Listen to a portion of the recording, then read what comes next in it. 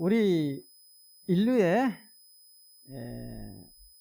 조상인 아담과 하와가 범죄하기 전에는 에덴 동산이 살기가 아주 이상적인 낙원이었다고 합니다.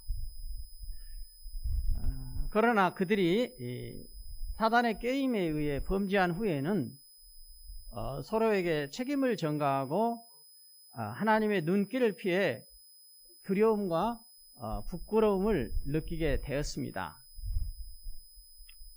이렇게 범죄한 인간이 두려움과 부끄러움을 느끼게 된 것은 자존감을 상실하고 말았기 때문입니다. 그러면 자존감이 무엇인가? 자존감은 자신을 존중히 여기고 사랑하는 마음이 자존감입니다. 원래 하나님께서는 만물을 창조하실 때에 자기의 형상대로 사람을 창조하시고 죄를 짓기 전에는 인간은 하나님의 형상대로 지음을 받았기에 하나님이 사랑하는 존재로 창조되었기 때문에 인간 스스로의 자존감이 높았습니다. 자기를 존중히 여기고 자기를 사랑하는 것입니다. 이게 하나님의 형상대로 지음을 받은 인간의 최초의 모습입니다. 그러나 인간이 하나님의 말씀에 순종하지 아니하고 사단의 말을 듣고 죄를 지음으로 하나님의 사랑을 떠나 자존감이 낮아지게 된 것입니다. 그 결과로 인해서 인간은 참 잃은 게 많게 되었어요. 인간이 하나님의 말씀을 벗어날 때에 6절에서 보니까 여자가 사단의 말을 듣고 자기의 주관을 잃게 됐고 먹지 말아야 할 선악과를 자기도 따먹게 되고 또 자기와 함께한 남편에게도 주어 같이 먹게 됩니다. 이렇게 되자 하나님의 영광스러운 형상으로 만들어진 인간은 첫 번째 느낄 수 있는 감정이 수치스러운 몸으로 바뀌게 되었어요. 그래서 부끄러운 거예요. 그래서 하나님의 낯을 피하게 되고 그 하나님께서 원래 인간을 창조하실 때 우리 스스로를 존중히 여기고 귀하게 여기는 것이죠. 그리고 사랑의 존재로 우리 자신을 사랑하는 존재로 만들어 주셨는데 인간이 죄로 인하여서 우리 자신을 존중히 여기고 그 사랑이 여기는 그 마음은 없어지고 우리의 정귀한 인격은 이제 낮은 자존감으로 바뀌게 됩니다. 첫 번째 나타나는 것이 죄의 결과로 인하여서 첫 번째 나타나는 것이. 그래서 인간에게 근본적으로 우리의 인간의 실존은 죄로 인해서 항상 두려움과 불안한 마음을 가지고 살아갈 수밖에 없습니다. 그래서 사람들은 인간은 그 죄를 피해서 자기 자신도 생존하기 위해서 먹고 살아야 하지 않겠어요? 인간은 죄를 지었지만 살아야 했어요. 자기가 생존하기 위해서 그 죄를 자기 자신에게 돌리지 아니하고 남에게 그 죄의 동기를 돌리게 돼요. 그것이 오늘 본문에서 나온 것처럼 하와는 뱀에게 책임을 전가하고 아담은 하와에게 책임을 전가하는 모습이 나옵니다. 그와 같은 모습이 12절, 13절에 나와 있습니다. 그래서 원래 하나님은 우리 인간을 책임져 주시고 우리를 보호해 주실 수 있도록 하셨는데 인간이 하나님의 말씀에 순종하지 않음으로 인하여 이제는 그 하나님의 보호와 울타리 그거를 떠나게 돼버려요. 인간 스스로의 죄로 인하여서 하나님의 말씀을 지키지 않았기 때문에 하나님도 인간을 사랑하셔서 존중히 여기고 사랑하는 존재로 만들어주셔서 지키고 보호하기를 원하셨지만은 우리 인간의 죄로 인하여서 이제 하나님의 보호를 떠나게 된 것입니다. 그래서 15절에 보니까 여자의 후손이 원수에게 피해를 당하는 것을 금할 수 없게 되는 거예요. 그러니까 인간의 죄로 인하여서 합법적으로 사단이 이 여자의 후손들을, 다시 말하면 사람의 후손들에게 이제 영향을 끼칠 수 있도록 그 길이 열려버린 거예요. 그리고 16절, 17절에 보니까 여자에게는 이제 그 하나님의 정결함이 사라져버렸죠. 여자에게. 그랬을 때 그 여자에게 오는 세 가지의 이 어려운 점이 오는데, 그것이 첫 번째가 평생에 임신하는 고통을 여자에게 주었어요. 하나님께서. 그러니까 그 또 남편을 항상 사모하게 만들어 주셨어요. 여자들은 항상 남편을 사모하고 남편으로부터 사랑받아야만 살아갈 수 있도록 남편을 이렇게 사모하게 만들어 놓았다 이거죠. 그리고 이제 남편의 지배를 받게 해놨어요. 남편은 다스리게 되었다. 그렇게 되면은 여자의 그 자존감이 상실이 되고 낮아진 것이죠. 소유되지 않아도 되고 사모하지 않아도 되고 임신하지 않아도 됐는데, 이 죄의 결과로 인하여 그 자신에게 고유하게 부여해진 그 인격이 낮아지고 상실되게 됐다. 그러면 아담은 문제가 없었느냐? 아담은 평생에 수고하여 소산을 먹을 수 있도록 노동의 수고와 땀 흘려야만 하는 그 대가를 치르게 하셨다. 이것은 처음 인간이 하나님처럼 되려고 해서 선악과를 먹었던 것과, 또한 자기의 뜻과 욕망대로 하나님처럼 높아지고자 했던 것이 인간의 죄의 본질입니다.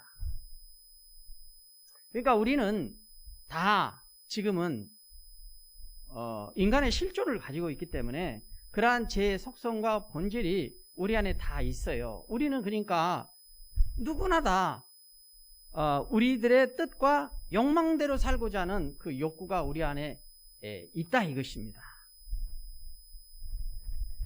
그래서 이러한 죄의 결과로 하나님은 영원히 살 수 있도록 만들어 놓은 인간을 죽음으로, 흙으로 다시 돌아가게 만들어 놓은 것입니다. 인간이 이제 그 존중이 여김을 받고 사랑받는 존재가 안 돼버린 것이죠. 그 결과가 인간이 죽게 되었으니 얼마나 비참하게 되었습니까? 그래서 인간은 갈수록 인간 스스로의 뜻대로 살고자 하면은 그 하나님께서 원래 고유하게 만들어주신 인간의 자존감은 더욱더 파괴되고 갈수록 이 부정적인 자존감이 발생하게 되어 있습니다. 그리고 이러한 죄는 하나님께서 정한 한계를 인정하지 않으려고 하는 속성이 있습니다. 하나님께서는 분명하게 말씀을 통해서 이것은 먹지 말라 하는 선악과의 경계를 만들어 놓으셨어요. 하나님께서. 그러나 그 한계와 경계를 인간이 지키지 않게 됩니다. 그러나 그럼에도 불구하고 죄인된 인간이 하나님 앞에서 그 죄를 회개하고 돌이켜 그러한 우리의 인간의 자신 스스로의 모습들을 부인하고 그 부정적인 자존감으로 낮아진 자존감이 다시 긍정적인 자존감으로 회복될 수 있는 것은 그러한 모든 우리 인간의 실존을 그대로 인정하고 하나님 앞에 회개하는 길 외에는 없어요. 성경에는. 예전에 읽었던 책인데 이번 주에 이 말씀을 준비하기 위해서 다시 한번 이 책을 한번 보았어요. 박산돈 교수님이 계시는데 우리 총신대학교, 우리 교단의 신학대학원에서 상담학 박사학위를 받으신 분이십니다. 그리고 지금 목회를 하고 계시는 분인데 사랑의 행복 심리학 이야기에서 보면은 아담과 하와의 죄의 결과로 인해 인간은 스스로를 부정적으로 인식하게 되었어요. 우리 스스로를 부정적으로 생각한다는 거예요. 죄 때문에, 죄로 인해서. 그래서 첫 번째 그런 인간에게 느껴지는 감정 중에 제일 첫 번째 감정이 뭐냐? 두려움이 생겼다는 거예요. 인간은 다 두려운 마음이 있어요. 사람에 따라서 정도의 차이는 있을지 몰라도 어떤 상황이 발생하면은 항상 첫 번째 느껴지는 우리의 감정은 그 부정적인 감정, 두려운 마음이 우리에게 다 그냥 자동적으로 생긴다는 것입니다. 그러니까 두려운 마음이 생겼다는 것은 우리 자신을 스스로 생각할 때 존중히 여기지 못하는 거예요. 그리고 사랑하지 못하는 거예요. 두렵기 때문에 불안하게 되고 불안하기 때문에 숨으려고 하고. 근데 이것이 우리 스스로의 낮은 자존감으로 끝나면 좋은데 문제가 있어요. 그게 뭐가 문제가 있느냐? 이 전문가의 이분의 결례입니다. 자신뿐만 아니라 상대방에 대해서도 그렇게 생각한다는 거예요. 이와 같은 죄의 결과가. 상대방에 대해서도 쉽게 분노하고 적대감으로 이어진다는 거예요. 왜? 내 안에 두려움이 있기 때문에 그 두려움의 표출이 분노라는 감정으로 표출이 되고 또 상대방에 대해서 적대감을 갖는 것이죠. 무서워요. 불안해요. 두렵습니다. 그래서 생긴 게 뭘까요?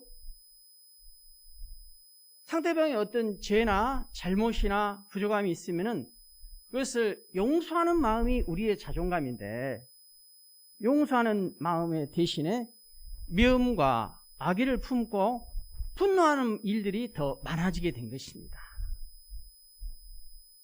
이런 불안과 두려움은 다만 하나님과의 관계에 있어서 하나님의 낯을 피하여 숨을 뿐만 아니라 타인들하고 관계에 대해서도 그러한 감정을 갖게 되니까 우리 인류 역사를 한번 보십시다.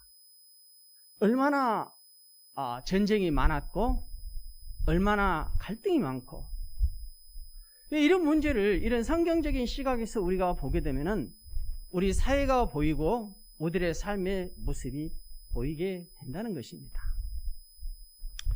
그래서 현대인들의 삶 속에서 바울이 지적한 게 있어요. 그거는 디모데후서 3장 2절 5절에 나와 있는데 바울이 참 잘 지적한 것 같아요. 이러한 인간상을, 말세의 인간상에 대해서 참 잘 지적했다. 이 말씀을 그대로 제가 한번 읽어보면은 1절부터 너는 알라 말세에 고통하는 때가 이르게 된다.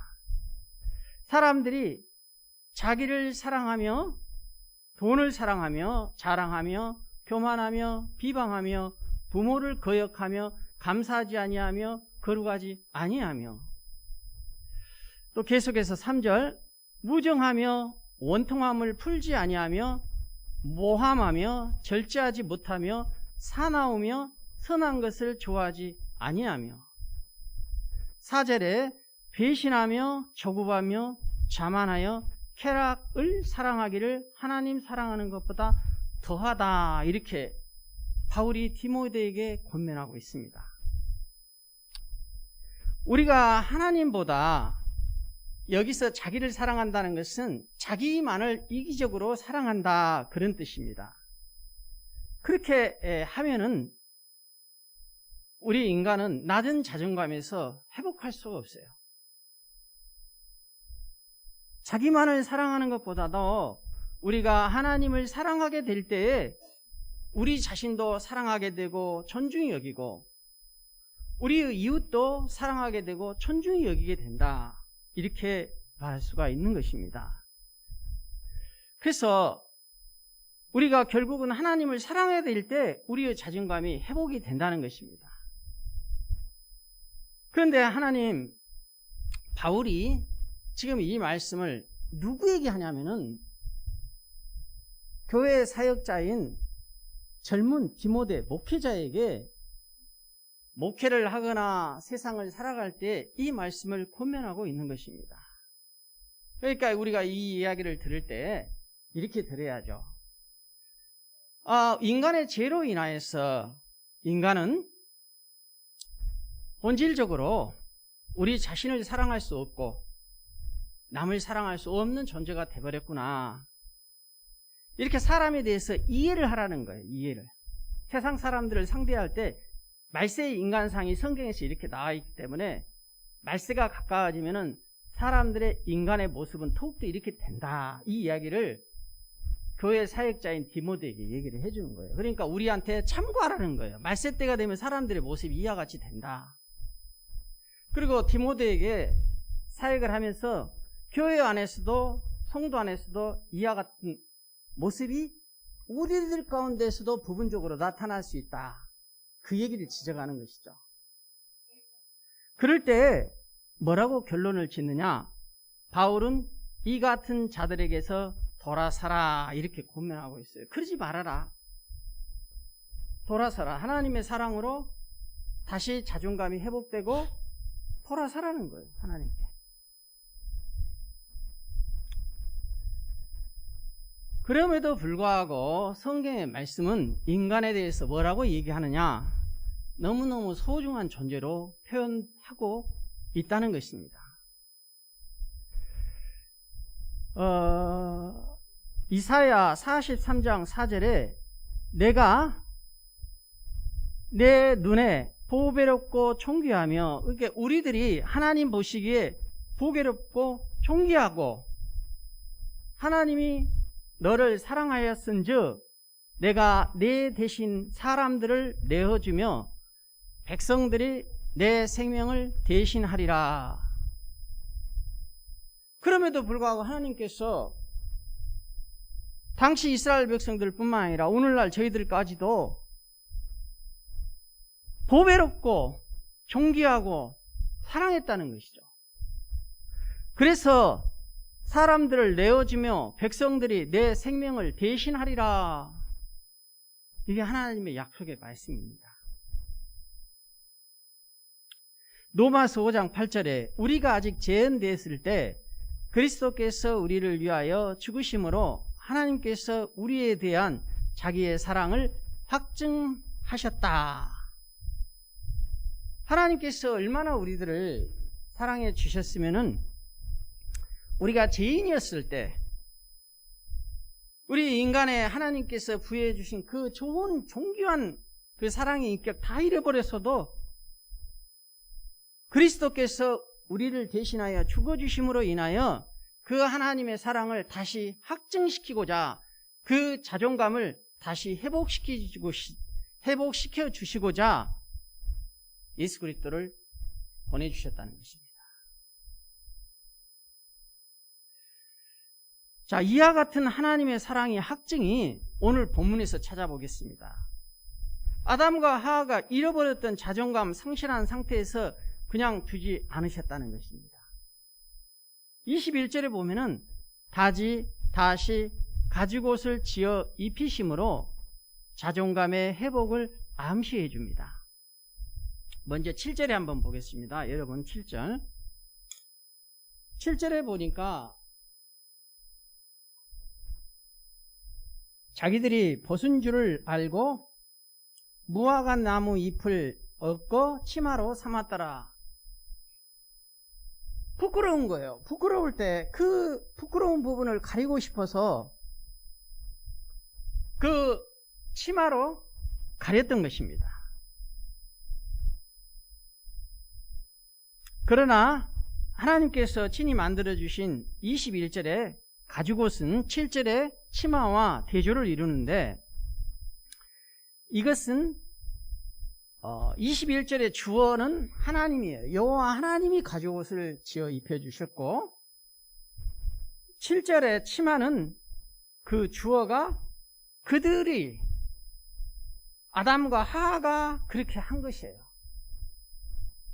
인간은 부끄러운 부분을 가리기 위해서 그 치마를 만들어서 가리려고 했지만은 하나님께서는 그 치마 치마는 단순히 이 엉덩이 둘레만을 가릴 수밖에 없는 아주 작은 영역의 가리움밖에 안 됩니다. 그러나 여기에 가죽옷은 언어로 코트나 에트로 번역할 수 있도록 원어적인 의미를 살려서 잇몸 전체 여기에서부터 무릎까지 내려오는 긴 옷을 얘기해요. 그래서 하나님께서는 이 질긴 찢어지지 않는 짐승의 가죽옷으로 온 몸을 감싸는 의복을 지어 입혀주셔서 우리의 부끄러운 부분을 해결해 주시고자 하셨다는 것입니다. 한편은 이 옷을 짓기 위해서 짐승의 가죽을 사용하신 것은 인간을 위해서 뭔가 생명의 피가 필요해서 짐승을 대신하여서 희생시키시고 죄를 지은 인간의 부끄러운 몸을 감싸 주시기 위해서 하나도 죄가 없는 짐승을 대신해서 희생시킨 것입니다. 그래서 짐승이 피를 흘려서 구약시대에 계속된 그 짐승의 피를 통하여서 희생제사가 이루어지는 것은 이것이 최초예요. 가죽옷을 입히기 위해서 짐승을 희생시킨 것이 최초입니다. 근데 이 가죽옷에는 하나의 깊은 상징적인 의미가 있어요. 뜻이 있어요. 그 의미와 뜻이 뭐냐면은 죄로 인하여서 부끄러워진 두려움을 가진 불안을 가진 그 인간의 문제를 해결하기 위해서 인간은 여전히 자기의 뜻과 욕망대로 자기의 생각으로 치마를 지어서 임시 방편적으로 가리고 숨고 그 문제를 해결해 보려고 했지만은 하나님께서는 그 문제 가지고는 해결되지 않으니까 가죽옷을 통하여서 인간의 상실된 낮아진 그 자존감의 문제를 다시 회복하시고자 가죽옷을 지어 입히셨다는 것입니다. 근데 이 가죽옷이 나중에 예수님께서 피를 흘리셔서 십자가에 감당하신 예수 그리스도의 피를 상징하는 예표가 됩니다. 결국은 우리 인간들의 죄로 인하여서 우리가 하나님 앞에 존귀하게 태어나고 사랑받는 존재로 태어났는 이거를 다 인간들이 흐트러 놨는데, 다 파괴해 놨는데 하나님께서는 구약의 가죽옷을 인간에게 입혀주시고 또 미리 구약에서 인간에게 그 가죽옷을 입혀주신 것은 다시 때가 되면은 신약시대에 예수 그리스도의 십자가, 그 보혈의 피를 흘려주심으로 인하여서 인간의 이 낮아지고 부끄러운 숨으려고 하는 이 자존감을 회복시켜 주시고자 하는 하나님의 사랑에 있다, 이렇게 되는 것입니다. 그래서 다른 게 없는 것 같아요. 아무리 성경을 보고, 이거는 제 생각이 아니라 성경의 말씀에 근거해서 볼 때 우리의 낮아진 자존감을 회복시킬 수 있는 유일한 길은, 그 성경적인 근거는 하나님의 사랑 외에는 없어요. 그 하나님의 사랑은 하나님께서 예수 그리스도가 육신을 입고 이 땅에 오셔서 십자가에 지신 것, 그거 외에는 다른 걸로 설명할 길이 없습니다. 그래서 성경은 죄로 인한 우리들을 회복시킬 수 있는 유일한 근거는 그리스도의 십자가와 그 사랑의 능력이다, 이렇게 말하고 있는 것입니다. 결국은 그리스도의 십자가만이 죄로 인한 우리의 파괴된 사람의 자존감을 회복시킬 수 있다, 그것입니다. 그래서 우리들은 결론적으로 말씀을 드리면은 그리스도의 사랑을, 하나님의 무한하신 사랑을 깨달을 때, 느낄 때 우리의 인간의 자아상은, 자존감은 긍정적으로 변화되게 된다, 이렇게 연결이 됩니다. 자, 그러면 오늘 말씀과 연결해서 이렇게 피 흘려 죽으신 예수님께서 그의 제자들에게 정말 중요한 말씀을 남기셨어요. 그 말씀이 아주 중요한 말씀인데 요한복음 14장 21절에 이렇게 나와 있습니다. 나의 계명을 지키는 자라야 나를 사랑하는 자니 나를 사랑하는 자는 내 아버지께 사랑을 받을 것이요 다시 사랑을 받을 것이요 나도 그를 사랑하여 그에게 나를 나타내 보여주시리라. 자, 무슨 얘기입니까? 결국은 하나님의 사랑은 우리의 순종의 행동을 통해서 그 하나님의 사랑을 우리가 느낄 수 있고 하나님은 그 사랑을 그러한 자들에게 하나님의 사랑을 다시 나타내 보여주시겠다 이 얘기입니다.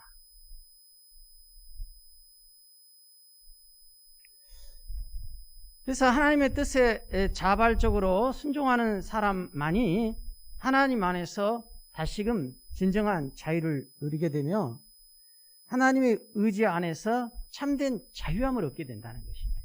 우리는 이 자유함을 얻어야 하는 거예요. 이러한 참된 자유 속에서 자존감은 다시 긍정적으로 변화되게 된다는 것입니다. 예수님의 자기 계시 말씀을 지키는 사람에게 하나님의 사랑을 나타내 보여주시기에 우리가 하나님의 사랑을 다시 받고 긍정적인 자존감을 회복하고 이웃을 존중히 여기고 사랑하려면은 결국은 하나님의 말씀을 지키는 순종이 선행되어야만이 우리가 하나님의 사랑을 온전히 느끼고 경험할 수 있다. 이렇게 되는 거예요. 따라서 우리가 예수님의 이 계시의 계명의 말씀들을 지키기 위해서 필요한 태도들이 필요합니다.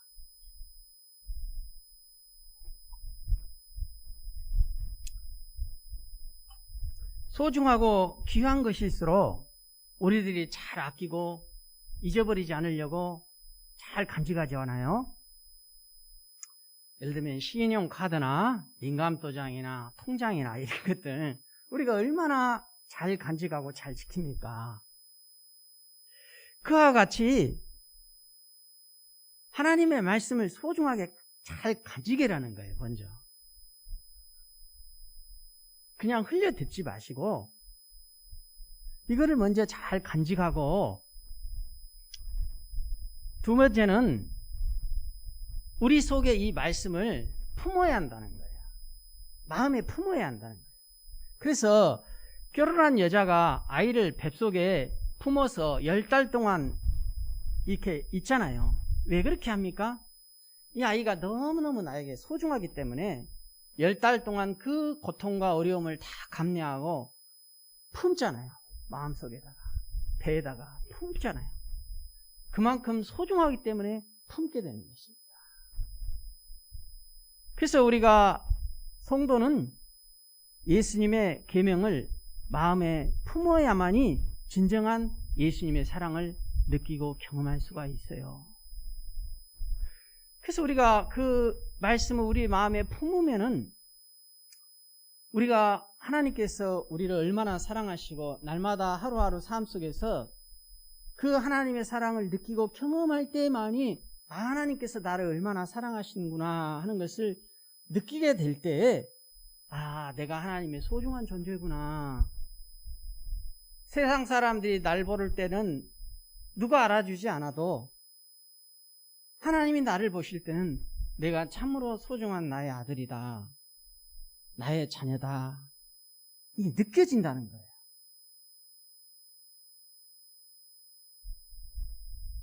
그리고 이 주의 계명들과 항상 마음에 품고 임신한 엄마는 그 자녀를 항상 마음에 품고 다녀요. 10달 동안은. 백화점에 쇼핑을 가거나 시로 산보를 가거나 심지어는 엘리베이터가 없는 아파트 계단을 올라가는 산모라 할지라도 그 자녀를 뱃속에서 꺼내놓고 스스로 혼자 올라갈 수가 없는 거예요. 왜? 소중하기 때문에. 계속해서 품고 다니는 거예요. 저와 여러분이 하나님의 사랑을 느끼고 간직하게 살기 위해서는 하나님이 주시는 이 귀한 말씀을 마음에 품고 다니는 거예요.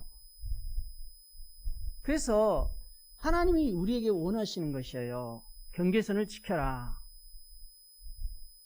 그래서 그 경계선은 하나님이 우리에게 정해주시는 경계선입니다. 아담과 하와가 그 경계선을 넘어갔을 때 모든 게 다 망가졌잖아요.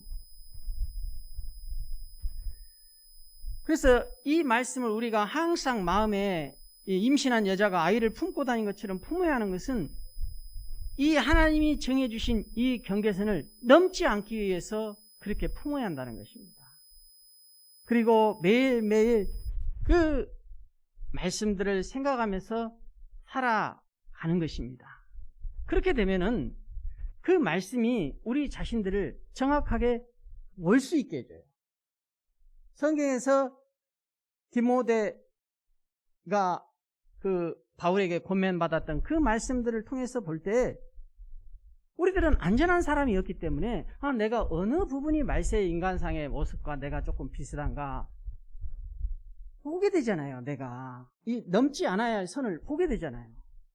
그리고 그 말씀을 품고 그렇게 살 때에 그 하나님의 사랑이 내 삶 속에서 느껴질 뿐만 아니라 나의 그러한 삶을 통해서 내 이웃도 함께 느끼게 해준다는 것입니다.